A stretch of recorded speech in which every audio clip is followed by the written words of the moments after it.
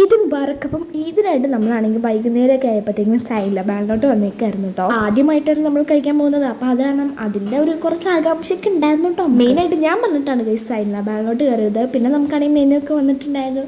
പിന്നെ എൻ്റെ hair style എങ്ങനെയുണ്ട് ഞാൻ തന്നെ ട്രൈ ചെയ്തതാണ്. എനിക്കിഷ്ടപ്പെട്ടു. നിങ്ങൾക്ക് ഇഷ്ടപ്പെട്ടെങ്കിൽ കമൻറ്റ് ചെയ്യണേ. പിന്നെ സൈല ബാങ്കിൽ പോയിട്ട് ഈ ഒരു സാധനം കിട്ടിയിട്ടുണ്ടായിരുന്നു.